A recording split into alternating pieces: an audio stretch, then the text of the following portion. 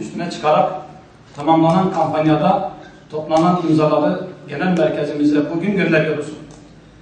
Genel merkezimizde toplanan imzalar daha sonra genel merkez yönetimimiz tarafından gereği yapılmak üzere Başbakanlığa teslim edilecek.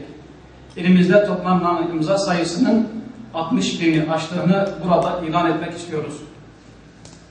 Sayın basın mensupları, darbecilerini yargılayan Türkiye, darbe anayasasıyla yönetilme, hatta darbe anayasasında bile yer almayan kılık kıyafet yönetmeliği ile kamu görevlilerinin özgürlüklerini kısıtlaması aydından kurtulmalıdır. Memur Sendikaları Konfederasyonu olarak üzerimize düşeni yaptık.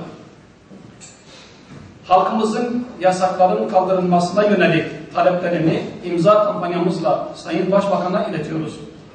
Bundan sonra sorumluluk hükümetindir. Türkiye Büyük Millet Meclisi'nindir, siyaset kurumunundur. Kampanyaya başlattığımız ilk günden itibaren milletimizin ilgisi bizleri ziyadesiyle memnun etmiştir. Halktan karşılık bulacağına inandığımız kampanyamızın beklediğimizin üzerinde ilgi görmesi ne kadar doğru bir iş yaptığımızın da göstergesi. Mensupları yönetmeliklerle, kısmi düzenlemelerle tam demokratikleşmemenin sağlanamayacağı açıktır.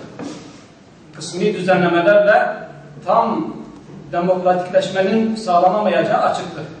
Memursel olarak 12 Eylül referandumuyla başlayan demokratikleşme hamlesinin yeni anayasa ile sürmesi gerektiğini dile getirmiştik. Türkiye Büyük Millet Meclisi'nde yeni anayasa konusunda bir uzlaşı olmadığını görmek milletimiz gibi bizleri de üzmektedir.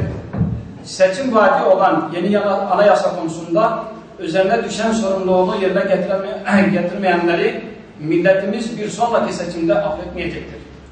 Memursel olarak mevsimsel iyileştirmeler yerine kalıcı ve anayasa güvencesiyle getirilen demokratikleşme ve özgürlüklerden yana taraf olduğumuzu bir kez daha ilan ediyoruz. Kişilerin inisiyatif ve lütfuyla kullanılan hakka dönüşmemelidir.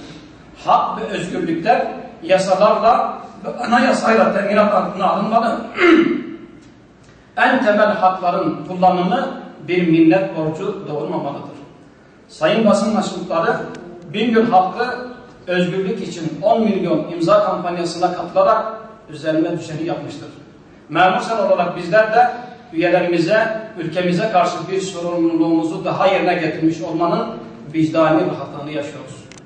Bize desteğini esirgemeyen Bingöl halkına, STK'lara canı gönülden şükranlarımızı sunuyoruz.